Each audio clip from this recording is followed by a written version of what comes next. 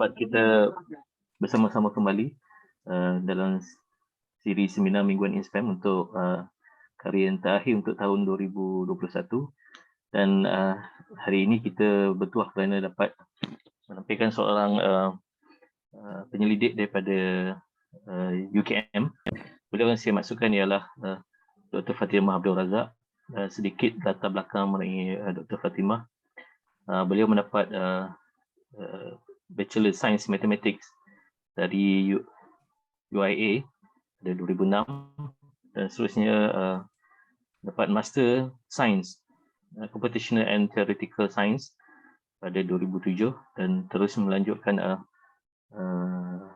pelajaran ke Master of Advanced Studies in Mathematics di University of Cambridge pada 2009 dan melanjutkan PhD di Imperial College of London dan menamatkan PhD dalam Mathematics pada 2013 di bawah geran beasiswa yang di-Pertuan Agong. Beliau juga merupakan pensyarah kanan di Jabatan Sains Matematik dan Ketua Jaringan Industri dan Community Fakulti Sains dan Teknologi Universiti Kebangsaan Malaysia. Tanpa melengah masa, saya jemput Dr. Fatimah untuk menyampaikan perbincangan beliau bertajuk Complex System. Dengan sahabatnya, dipersilakan. Okey, terima kasih. Saya boleh share kan? Boleh dengar suara saya jelas? Ya, boleh. Okey, sekejap saya share ni. Tengok. Boleh. Nampak full screen kan? Nampak full screen Bukan presenter. Okey, alright. Okey, bismillahirrahmanirrahim. Terima kasihlah atas jemputan INSPEM dan juga UPM ni tahun ni dah kali kedua dah jemput saya. Jadi saya kena cakap topik lain pula daripada jemputan yang terdahulu. Daripada jemputan dalam yang terdahulu. Terima kasihlah UPM sudi menjemput saya dah banyak kali dah. UKM kena balas lebih banyak lah jemput orang-orang di UKM.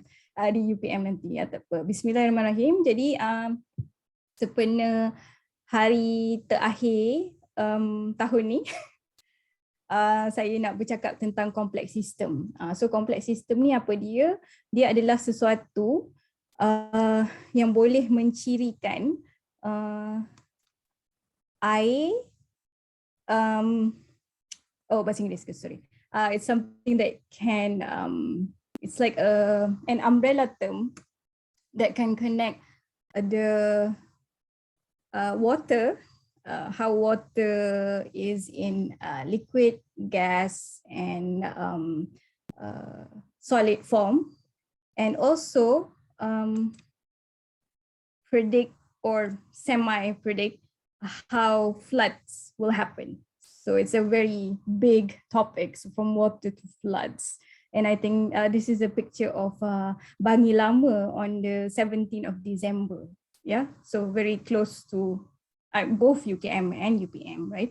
And then these are pictures I got online related to this flooding. So we have some work done related to flooding, which I will talk a bit how it relates to the whole general idea of complex system. So why I'm interested to talk about this is that this is the actual statement of the most recent Nobel Prize in a few months ago, was awarded for groundbreaking contribution to our understanding of complex systems. So complex systems here, right? So it was awarded to 3 people and all these 3 findings was lumped under the huge umbrella of complex systems. And then I will be talking mostly today about the contributions related to what Giorgio Parisi did, because he, a discovery of disorder and fluctuation for physical system from atomic to planetary scales, right? So let's see. So the prize was divided into 3. The significant portion went to Professor Parisi, who is from University of Rome. And then one half went to Prof. Shukuro Manabe, and one half went to Prof. Klaus Hasselmann. I think Prof.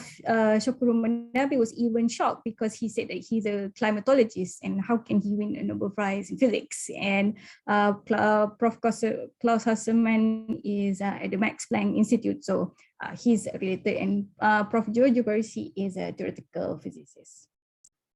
All right, so when the Nobel Prize was announced, I didn't actually know the work of Prof. Giorgio Barisi. So first thing you do is you Google him, right?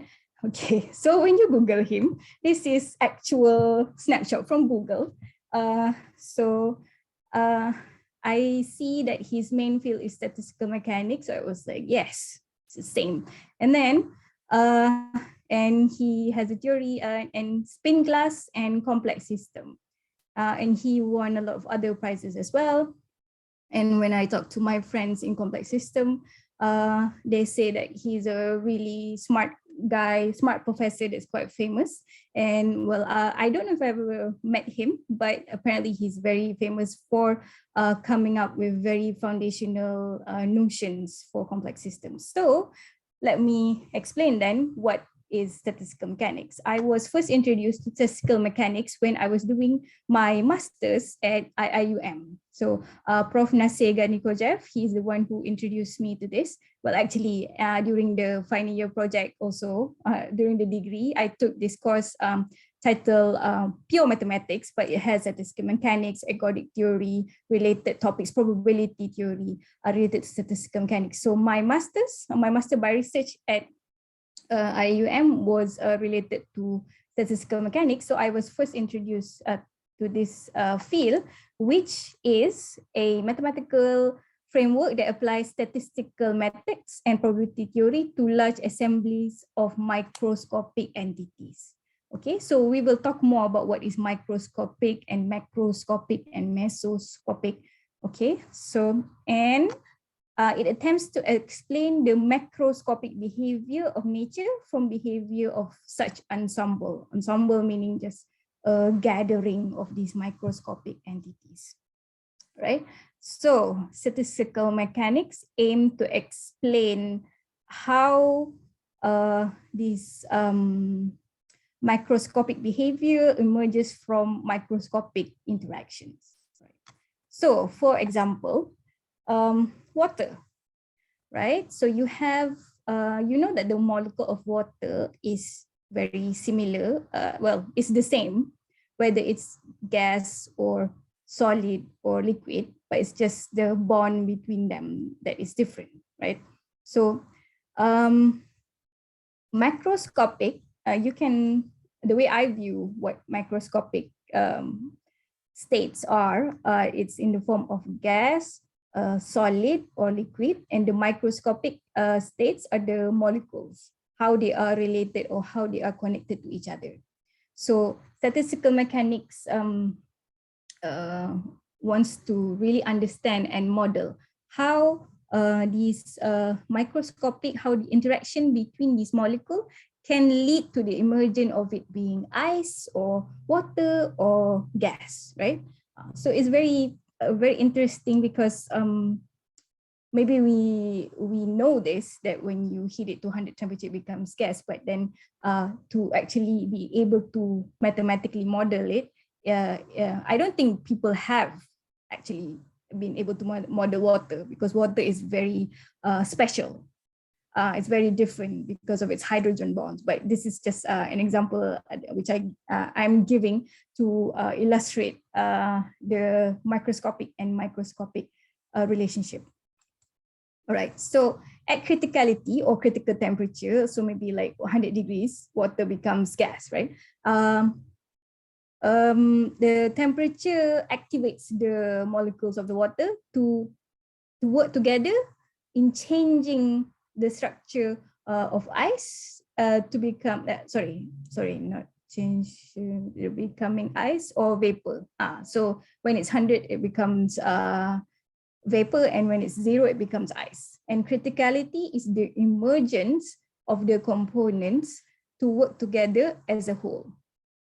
So if you look separately, Okay, so this is a simulation from this paper of this is water molecule and this is ice molecule. So if we just look separately here, for example, how would these molecules suddenly decide to all become this is the question, right?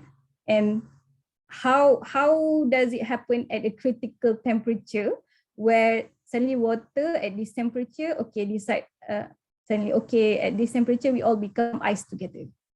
So that is the main question in statistical mechanics. We want to know how the underlying interaction suddenly decide, and they all together, the whole matter, not just one, two molecule, decide that they want to become like a different macro state, liquid, solid. Okay, so that's the idea of statistical mechanics. And then, okay, so this model, I was also introduced to it by Prof. Nasir Ganikojev, and I wrote my master's dissertation related to this topic. It's a simple mathematical model, but amazingly, just from this simple mathematical model, you can see that it occurs you can change the state of the model. It has a phase transition from one phase or one macro state to another macro state. So let me explain. So first, so this is just a cartoon picture of an easy model. So you assume that there is a lattice. So in this case, it's a 5 by 5 lattice, so N25, but usually you assume infinite lattice or periodic boundary lattice.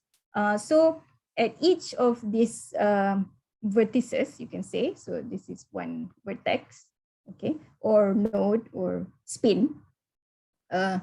You usually in statistical physics, each of it is called a spin, right? Spin. Okay, so it can either be spin up or spin down. So the microstate, there are only two microstates. They can only be spin up or spin down. Okay, so that's the introduction. And then, so the 2D Ising model is an analytical model that is completely solvable, and it was solved by Lars Onsager. He himself is a Nobel Prize winner, but in chemistry. So people in chemistry obviously are interested in interaction between molecules, right? Between atoms. That's why this idea that you can mathematically represent molecules and atoms and the interaction within the matter is very interesting to not just physicists, mathematicians, but also chemists. Okay, so then the idea is that at low temperature, temperature also comes into the formulation of the Ising model. At low temperature, somehow this model will be ferromagnetic, meaning all the spins would go either up or down. All the spins would point in the same direction. Even though at high temperature, the magnetization, the spins up and down is mixed. But at low temperature, if you simulate the model, at low temperature, it would be just either spin up or spin down, meaning or it will be in the same, all the microstate will be in the same state. Okay, so the magnetization also is very low, very high at low temperature. Okay, so next. All right, so we can see that there's a critical temperature. So, okay, so you can say spin down is green or spin up is red. So pick a color. So this is a larger lattice. From what I show you is an 25 by 5 lattice, so it's smaller. So this one, this is simulation from the lecturer in Warwick. I took it from his slides. I think he simulated it. I'm not sure, 1000 by 1000, I think, the size of the lattice. And this is the result at low temperature, when it's very, very low. then you can see all the spins are similar. Okay, and at critical temperature, you can see that there is at critical temperature, almost the whole lattice talks can be not talks to each other. You can say almost the whole lattice have the same color. You can traverse the lattice. It's percolated almost. And at really high temperature, this is paramagnetic. So it's almost uniformly mixed. And here, the critical temperature is when the change happens. It's when the phase transition happens. When the critical temperature is reached, I forgot what the exact number was. It was 2.8 something because it's exactly solved. So there's an exact mathematical number. And then, and afterwards, it will be a ferromagnetic, meaning that the spin would be similar throughout the whole lattice, and therefore it would have a high magnetization property. Okay, so this is the Ising model. The idea, okay, it is a simplified representation of intermolecular forces on a ferromagnetic metal. Ferromagnetic metal, I was told, for example, iron. I don't know because I've never done any experimental work. I just believe what the physicists say. Spontaneous magnetization can be induced by the specific temperature, and then it will be in state 1 or -1. So the mathematical formulation, you set a lattice with n vertices, and then the n can be in either state up or down, as I told you before, but usually you give the label 1 and -1. Up is 1 and -1 is down. Okay. And then the full description of the whole lattice, we call a configuration, meaning, so let's see, in this case, see the size of the lattice will be N25, right? Because it's a 5 by 5 lattice. And then if say this is W1, so if you want to describe S1 till Sn, S1 is this one. So it's down, -1, right? And then dot, dot, dot until Sn. Sn is this last one. So dot, dot, dot, dot, the N is 1, right? So that's how you describe this configuration. Okay, any configuration. But in terms of configuration, there are many possible configuration depending on how many combination of 2 that you can get. So I guess in this case, there will be 2 to the power of n configuration possible. Meaning you can, so if the size of lattice is N2, you can have up, this one configuration. And then you can have down, down. This is 2 configuration. This is another configuration. And you can have up, down. And then you can have down, up. So there you can have many configurations in that sense. So, and this is usually what we call in statistical mechanics also ensembles, different ensembles. Each configuration sometimes is referred to as a different ensembles, or with the current comic book, multiple universe. Yeah.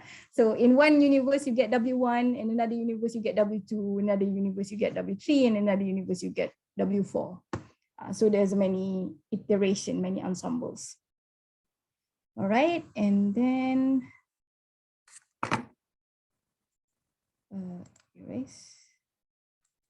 Okay. And then if you want to exactly refer to SI in a certain configuration, it represents the state of I vertex in the configuration of lambda. So lambda is just the set of all possible configuration as I described just now. You can have all the possible combinations of it going up and down, multiple configuration, and S1I, so say that S1 omega, so say that this is omega. So if you want to represent, here is S5, right? So S5 omega is what? Spin up or spin down? It is spin up, right? So it is 1. So that is just like that. Okay, so that's just the mathematical description. It may look complicated, but it's actually very simple.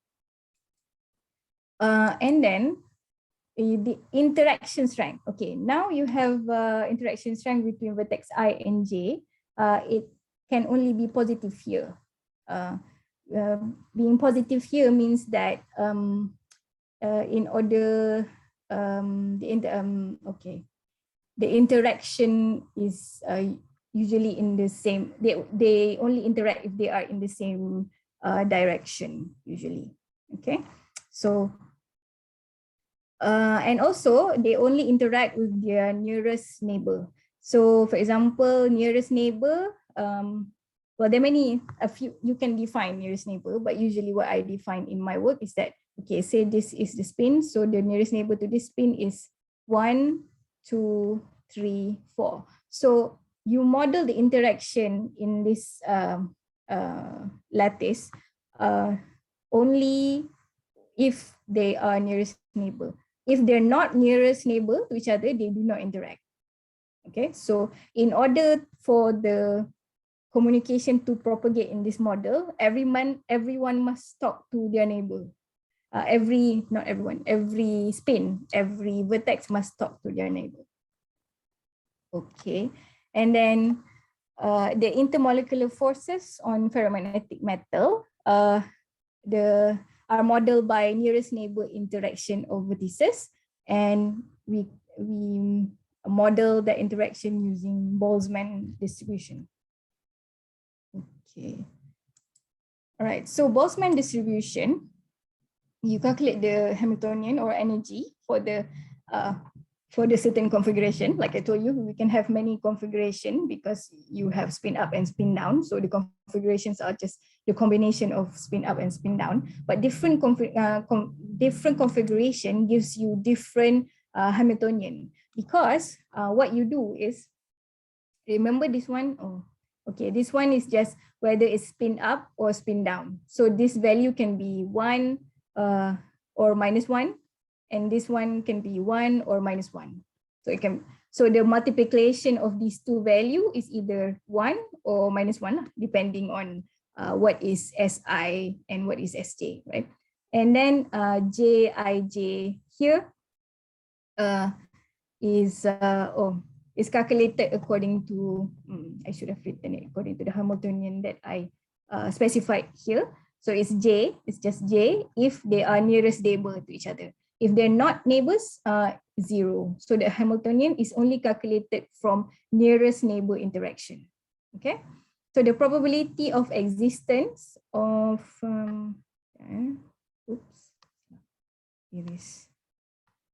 the probability of the existence of the omega is given by the Boltzmann distribution. Okay, so after we've calculated this H, which depends on nearest neighbor interaction and the spin of all nearest neighbor interaction, this is the Boltzmann distribution. You just take the exponential beta. I will specify what beta is later, and this is the Hamiltonian from above. And then you just normalize it by the summation of it. Okay, so this Boltzmann distribution, okay, okay, so beta is 1 over KB is a constant, which I have forgotten what the value is, but the most important part is that temperature is here. You put the temperature, this is how the temperature gets into the modeling, through this distribution, through this beta. So, but the beautiful thing about this model is that you can get exact formulation at this critical temperature. All the spin will be aligned with each other suddenly, either spin up or spin down. If you just put in the simple mathematical model, it's amazing in that sense. And then if you want to know more about how to simulate this, because for my PhD, I simulated the Ising model on using the Monte Carlo simulation, but Metropolis Hastings algorithm, which was published in this paper, and then PhD thesis one, you can download it. There's a detail of the simulation. So simulating I will talk later why I simulate this, not necessarily just to simulate the Ising model. It's because the Ising model is the simplest model in which you have this emergent property of suddenly just from local interaction, because only nearest neighbor can have this J, the whole lattice would emerge to be at the same to be similarly spin up or spin down at the critical temperature. So because of this very special Ising model trait of emergence is why I simulated this to test how other things behave during the emergence of something in the system. All right. Okay, so Boltzmann distribution is influenced by temperature, but it's also governed by this nearest neighbor interaction through J and H Hamiltonian. And then the most important idea is that microscopic interaction, which is the spins or the vertices, can lead to microscopic change, which is they become ferromagnetic at lower temperature and paramagnetic at higher temperature. Okay, so yeah, right. And okay, so there's another type of model called the spin glass model. If you remember, Giorgio Persi is famous for this model, Prof. Giorgio Persi, because so ferromagnetic is said to be an ordered magnet. So a non-ferro, a disordered magnet has ferromagnetic and anti-ferromagnetic interaction. So ferromagnetic is the spins align in the same direction, like this and like this.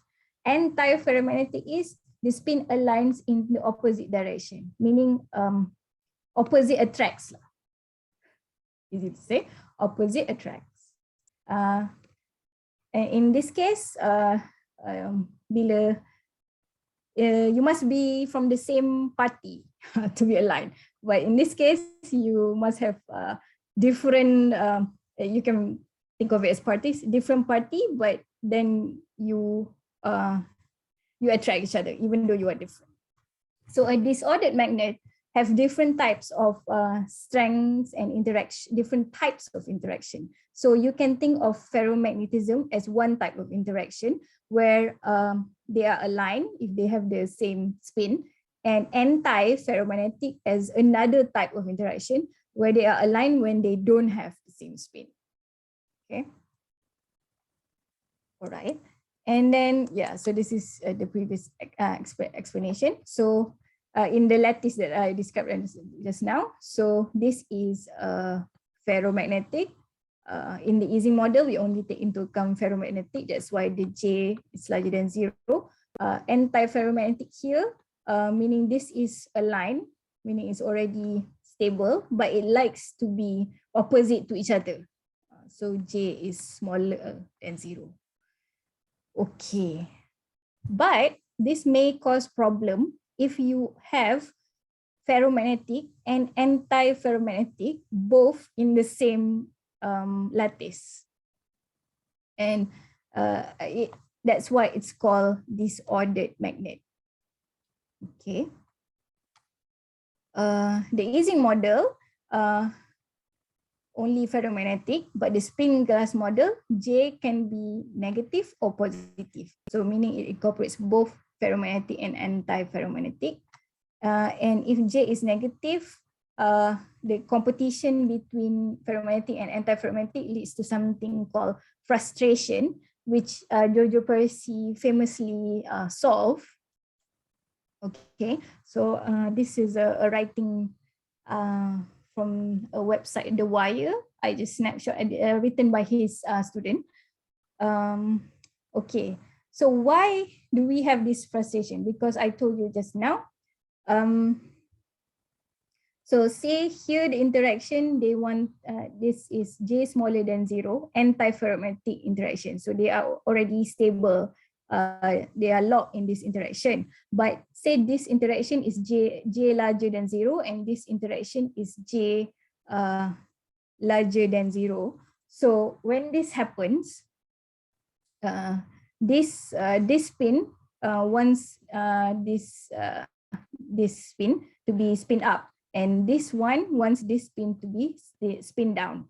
So it's frustrated because it doesn't know where to go, up or down. So this is the question now, that they're creating more different type of interaction, right? Because like well, actually Ising, initially I pronounced it Ising model, but when I went to Europe, they told me that his actual name is pronounced Ising. So I fluctuate between pronouncing Ising and Ising model. So Ising model is very simple because the spins all just share either all up or all down. But here, because it can be locked in this anti-ferromagnetic, so there's something called frustration.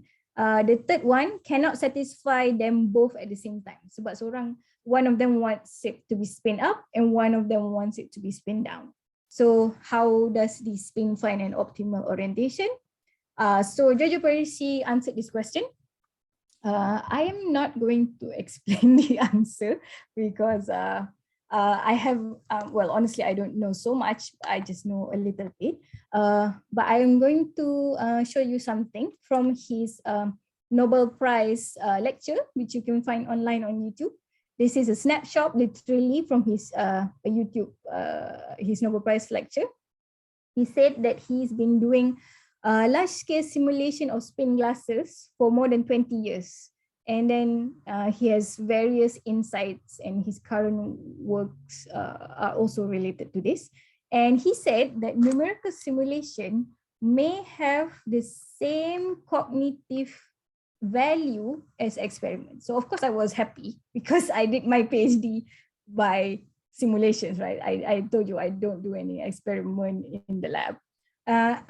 So they are crucial for studying quantities that are not accessible experimentally.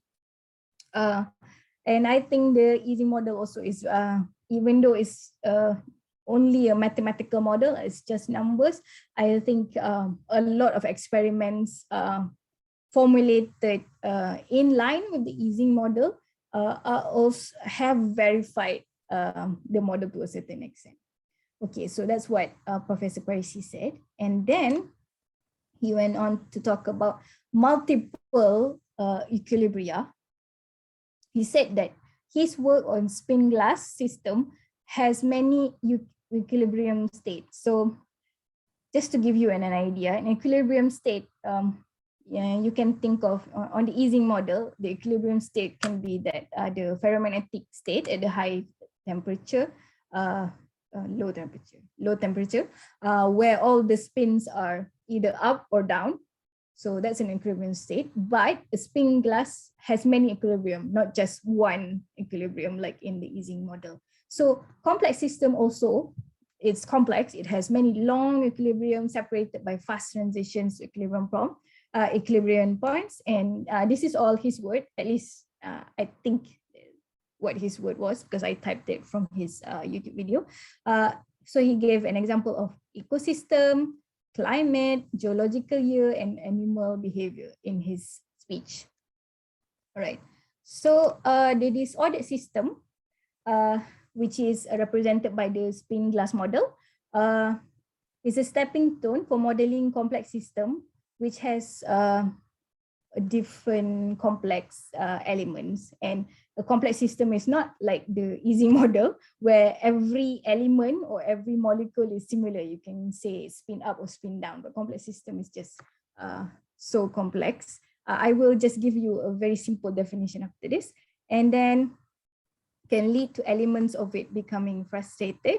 And then such system on the surface look random, unpredictable, and impossible to model theoretically. And that's why Giorgio Parisi, he solved this disordered system, then this frustration, and he gave us a way to handle this frustration and understand how to get multiple equilibria and calculate something from and understand how something that looks random can be modeled theoretically. And in my opinion, that's why he won this half of this Nobel Prize.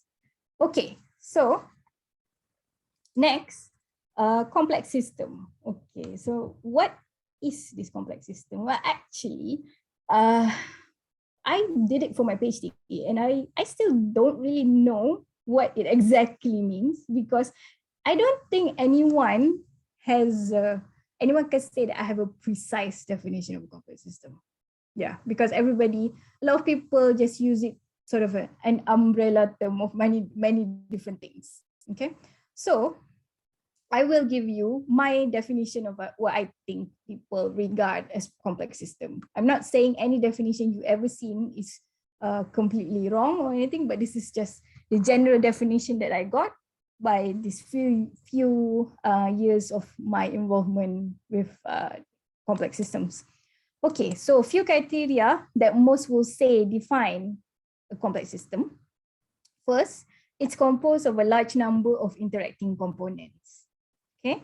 Second, it gives rise to an emergent hierarchical structure or an emergent structure. And there's some sort of criticality. So criticality, I recall that it's if you think about criticality, it's like a phase transition from water to ice or water to water to vapor, right?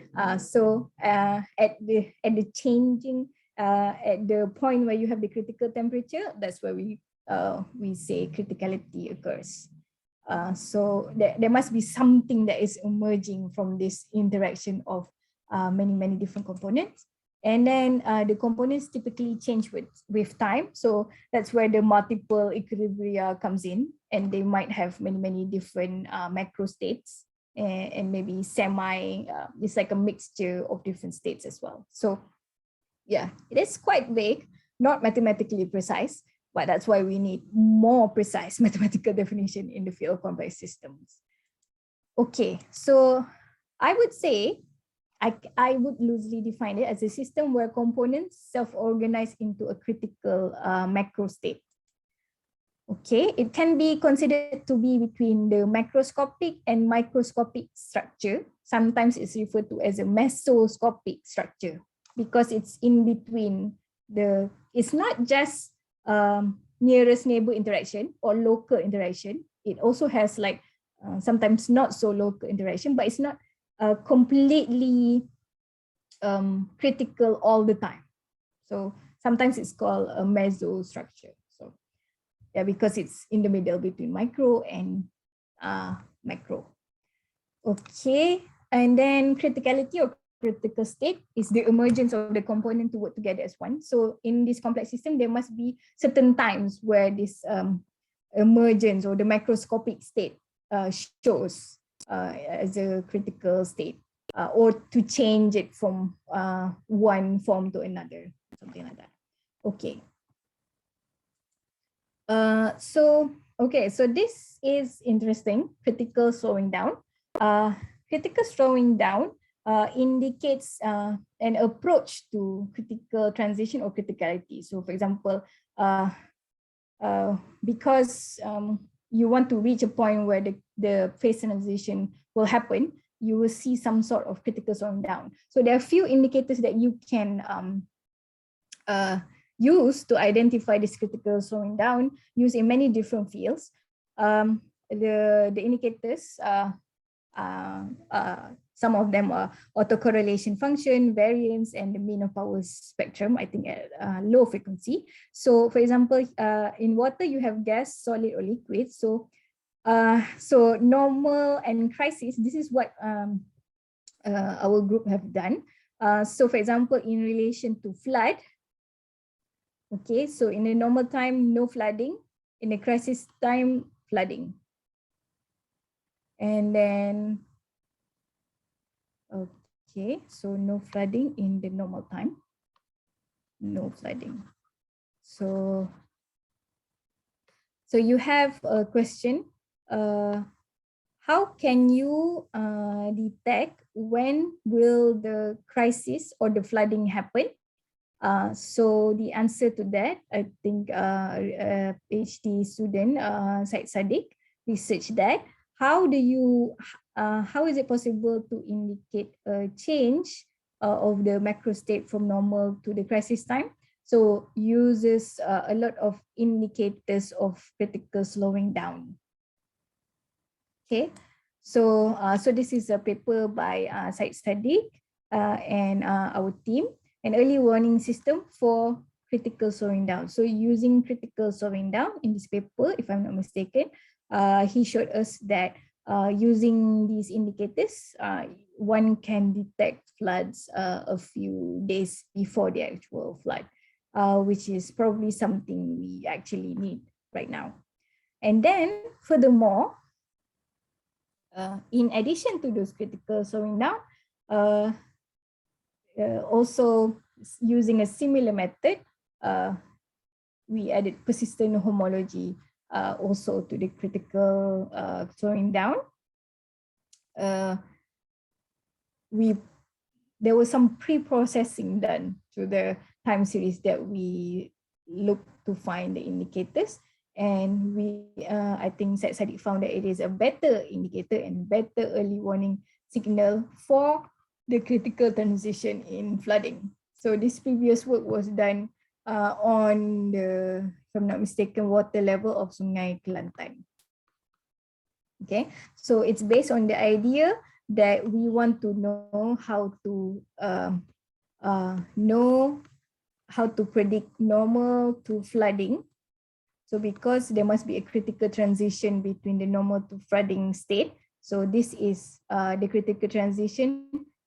You have some sort of detection before the critical transition. So that's why in this way, you can say that you are looking at the flooding as a complex system. So the normal and the flooding is like the macro state that emerges as the output of interaction with many different factors causing the flood. Okay, so I think also, yeah, actually this is supposed only to be out tomorrow, 2022, but it's out already actually. To detect financial crisis using persistent homology, I think also the theory of critical slowing down is used here. So the state is from normal to crisis. So how do you know when this crisis will happen? There's a critical point here, and then there's a critical slowing down indicator is found using the normal indicators plus persistent homology by Sabri here in this paper. Okay. It seems that my time is almost up, so I think I would skip to the end maybe, because I think I've been over ambitious in the abstract. I wrote that I would talk about many different things, but I don't think I have the time anymore to explain it. So let me just summarize a bit before I run out of time. Okay, so let me see. Stop share, or can I? Mana nak end ni? Pergi dekat slide yang ujung. Stop share lagi. Alright, let me share that again.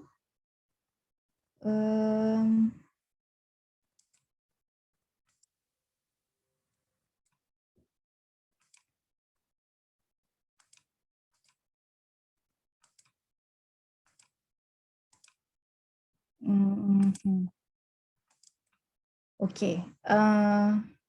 I apologize for being over ambitious. There are a few more things that I wanted to talk to you about, but nevertheless, let me just summarize. Okay, so complex systems. Kenapa tak boleh situ?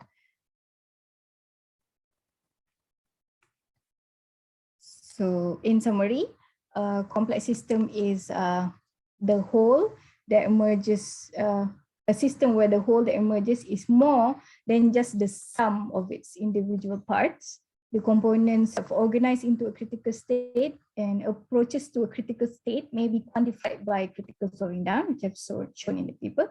Emergence and criticality may be quantified by power laws, which actually I have another paper on this power law in Science Mention. I'll show you afterwards. the models. So today I just wanted to highlight that there is like a modeling approach to complex system and analyzing data of real world approach to complex system. So from the modeling side, you have the easing model, you have the spin-glass model, the scale-free networks, which I didn't have time to talk about. And from the data side, you can take data from many different sources like the flooding and financial crisis and try to see using critical slowing down and power loss to detect the critical state. So this card, and then I am a member of the Complex System Society, and then also a founding member of the ASEAN Network of Complexity Scientists. Here is our meeting in 2019, where we organized the largest gathering in complex system for the first time in Asia, in Singapore, Conference of Complex System. That was the last conference I attended before COVID. I hope that I will be able to attend it again. But yeah, we have a society, Complex System Society, and I think we have an executive member here, Chikdem, of the Complex System Society. She is from Turkey, and this is the head of Complexity Institute in NTU, Siuan. Okay, so if anyone is interested, come join us and in understanding complex systems and the world, really. Thank you. Any questions? Thank you, Dr. Fatimah. We open for Q&A. Is there any question from participants? Let's see the chat. Okay. Dr. Isham. Oh, Dr. Isham angkat tangan. Okay, silakan. Apa khabar? Assalamualaikum. Assalam. Okay, regarding usually when you try to do phase transition or trying to look for transition, one tries to understand what is the order parameter of the system. So in flooding, what essentially is being chosen? For the order parameter. Yeah, I think you may know more than me about the order parameter, and I know Jojo Parisi's work is related to the order parameter in spin-glass system. But maybe I can answer in the general complex system answer, not in terms of spin-glass. You probably know more than me in terms of that spin-glass. Usually in a complex system, we try to find the critical parameter. So from data, not from the modeling side, just from the data side, you find the data and then you try to change certain things and you try to find which parameter is most influential in the changing of the complex system. That is my answer in terms of complex system. But yeah, I know I didn't actually answer your question about the order parameter because I don't think I have enough knowledge to address that question yet. Yeah, maybe I will go into more simulation of spin-glass perhaps. Maybe we can talk about this. Do you have any insights into it, Dr. Syamuddin? No, I was just wondering when you say about being able to find a transition point going from a normal state to a crisis state. Yes. How do you actually do that? Are you using some power law kind of thing? Okay. In the paper, the flood paper and the financial crisis paper, the students use the theory of critical slowing down. So you take the time series and then you get autocorrelation, there's the power spectrum and the variance, I think. And then if it's hit a certain value, then you say it's approaching the critical point. That's essentially the idea of the three papers that I showed you just now. Okay, thank you. Yeah. Okay. In that sense, I don't know, maybe my student can explain it better. Okay, ada lagi soalan? I do have one question if you can hear me. Okay.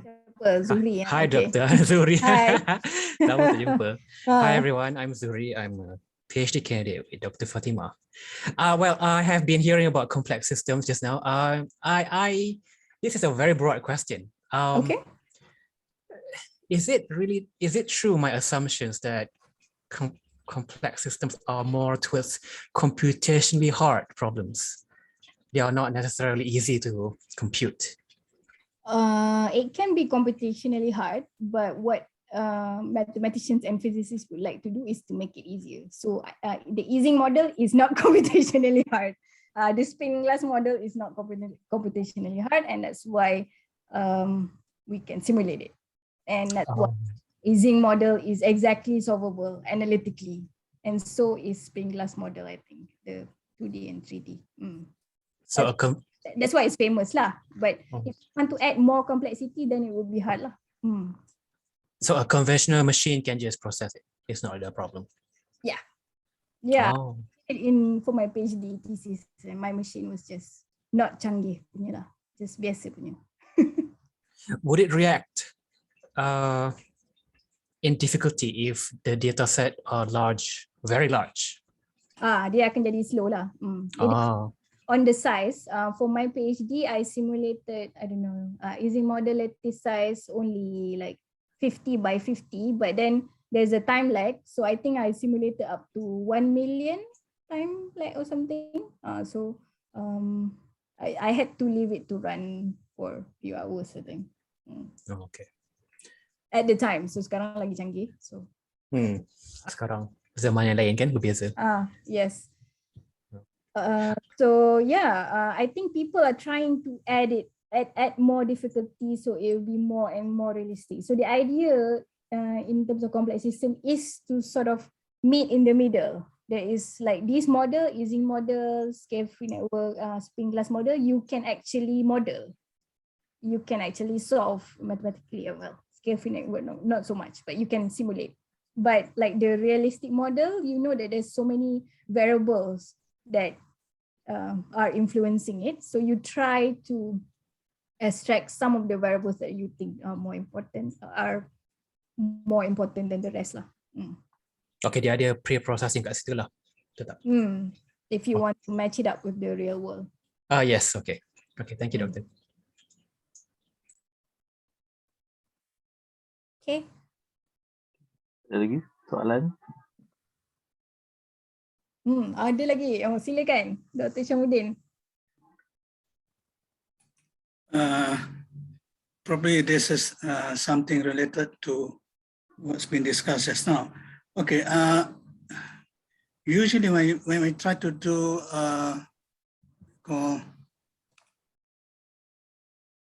when you have when you try to do phase transition kind of problems, you always go for looking for thermodynamic limits. Okay? So in other words, you look for infinite systems and things like that. But how do you do this in because you have done a lot of simulations? How do you actually find those? I mean, how do you overcome the problem of going to infinite system to find? Okay. So firstly, I don't think my simulation is considered large simulation because the size of the lattice that I simulated is only like 50 by 50 is 2,500. And then I don't assume infinite lattice, but I put a periodic boundary condition. So I guess it's slightly cheating also, but then I wanted to finish the regime. But yeah, that works, right? But I did show that there's I think a scaling effect in the result also. I think in the my +1 paper or my PhD thesis, I think there is some we showed that there's some scaling effect that is not very good lah for finite lattice. So bear in mind. Visible scaling effect, but what to do? You want to graduate and come back. Right, thank you. Thank you. Yeah, good question, important question. If you don't have a very big lattice, your results may be skewed due to the finite effect of your boundary. So the bigger the lattice, the better the result lah.